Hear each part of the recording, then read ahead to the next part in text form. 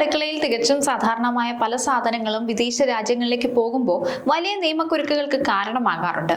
ഓരോ രാജ്യത്തും ഓരോ നിയമവും നിയമവ്യവസ്ഥയൊക്കെയാണ് നിലനിൽക്കുന്നത്. നമ്മുടെ രാജ്യത്ത് അനുവദനീയമായ പലതും ചിലപ്പോൾ മറ്റു രാജ്യത്ത് നിയമവിരുദ്ധമാണ്. പക്ഷെ ഇത് പലപ്പോഴും പ്രവാസികൾ അറിയണമെന്നില്ല. നിങ്ങൾ ഓർക്കുന്നുണ്ടോ, നടി നവ്യ നായർക്ക് മുല്ലപ്പൂ കൊടുത്തൊരു 8ന്റെ പണി? മുല്ലപ്പൂ കൈവശം വെച്ചതിന് നവ്യ നായർക്ക് 1 ലക്ഷം രൂപയിലേറെ ഫൈൻ അടിച്ച് കയ്യിൽ കൊടുത്തു. ഓസ്ട്രേലിയയിലെ മെൽബൺ അന്താരാഷ്ട്ര വിമാനത്താവളത്തിലായിരുന്നു സംഭവം. 15 സെന്റിമീറ്റർ മുല്ലപ്പൂവാണ് നടിയുടെ പക്കലുണ്ടായിരുന്നത്. വിക്ടോറിയയിലെ മലയാളി അസോസിയേഷന്റെ ഓണപരിപാടിയിൽ പങ്കെടുക്കാനായിട്ടാണ് നവ്യ ഓസ്ട്രേലിയയിലേക്ക് പോയത്. ഓസ്ട്രേലിയയുടെ ജൈവ സുരക്ഷാ നിയമമാണ് മുല്ലപ്പൂ ഉൾപ്പെടെയുള്ളവ രാജ്യത്തേക്ക് കൊണ്ടുവരുന്നത് തടയുന്നത്. വിദേശ രാജ്യങ്ങളിൽ നിന്നുള്ള ചെടികളും പൂക്കളും എല്ലാം ഓസ്ട്രേലിയയുടെ പരിസ്ഥിതിയെ ദോഷകരമായി ബാധിക്കുന്ന സൂക്ഷ്മജീവികളെയോ രോഗങ്ങളെയോ കൂടി കൊണ്ടുവരാം എന്നതിനാലാണിത്.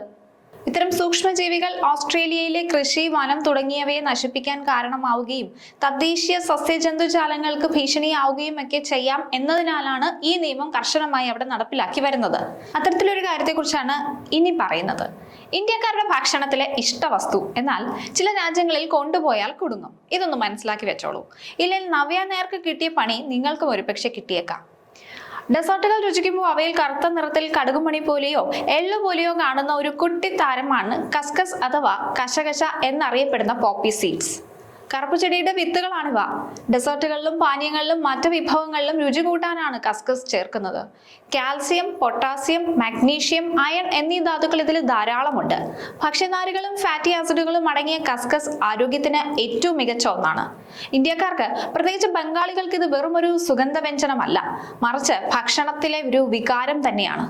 എന്നാൽ നമ്മുടെ വീടുകളിലെ അടുക്കളകളിൽ ഇത്രയേറെ സാധാരണമായ ഈ കൊച്ചു വിത്തുകൾ രാജ്യാന്തര അതിർത്തികൾ കടക്കുമ്പോൾ ഒരു ലഹരി മരുന്നായി മാറുമെന്നും ചില രാജ്യങ്ങളിൽ നിങ്ങളെ ജയിലിൽ അടയ്ക്കാൻ വരെ ഇതിന് കെൽപ്പുണ്ടെന്നും പറഞ്ഞാൽ വിശ്വസിക്കുമോ? എന്നാൽ ഇനി വിശ്വസിക്കേണ്ടി വരും.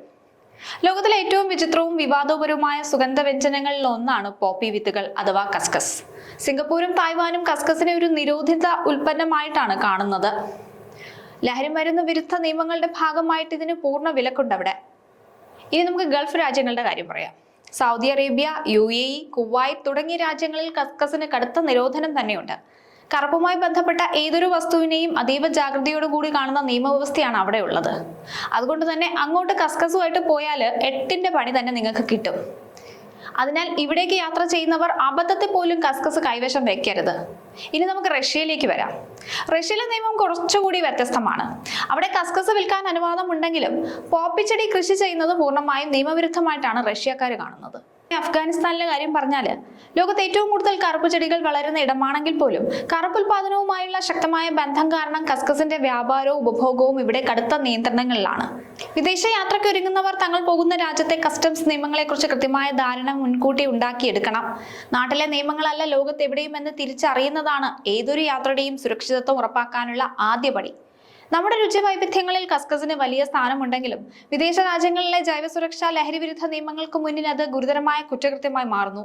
നിസ്സാരമെന്ന് കരുതി ഇത്തരം അശ്രദ്ധകൾ പ്രവാസികളുടെ ജോലിയെയും ഭാവിയെയും ദോഷകരമായി ബാധിച്ചേക്കാം. അതുകൊണ്ട് മറുനാടുകളിലേക്ക് പറക്കും മുമ്പ് ലഗേജുകൾ സൂക്ഷ്മമായി പരിശോധിക്കുകയും അവിടുത്തെ നിയമങ്ങൾ മനസ്സിലാക്കുകയും ചെയ്യണം. ചെറിയൊരു അശ്രദ്ധ കൊണ്ട് കരിയറും ജീവിതവും തകരാതിരിക്കാൻ കൃത്യമായ മുൻകരുതലുകൾ എടുക്കുകയാണ് ബുദ്ധി. സുരക്ഷിതമായ യാത്രയ്ക്ക് അറിവും ജാഗ്രതയുമാണ് ഏറ്റവും വലിയ തുണ. അറിവില്ലായ്മ നിയമത്തിന് മുന്നിൽ ഒരു ഒഴിവല്ലെന്ന് എപ്പോഴും ഓർക്കുക. മറ്റൊരു രാജ്യത്തേക്ക് യാത്ര പുറപ്പെടുന്നതിന് മുമ്പ് അവിടുത്തെ കസ്റ്റംസ് നിയമങ്ങളും ആ രാജ്യത്ത് നിലനിൽക്കുന്ന നിയമങ്ങളെക്കുറിച്ചും ഒക്കെ ഒരു ധാരണയും അറിവും ഒക്കെ ഉണ്ടാക്കി വെച്ചിട്ട് യാത്രയ്ക്ക് പോകുന്നതാണ് എന്തുകൊണ്ടും നല്ലത്. ഇല്ലെങ്കിൽ ഒരുപക്ഷെ വലിയ പിഴയോ ജയിലോ ഒക്കെ ആയിരിക്കാം നിങ്ങളെ അവിടെ കാത്തിരിക്കുന്നത്.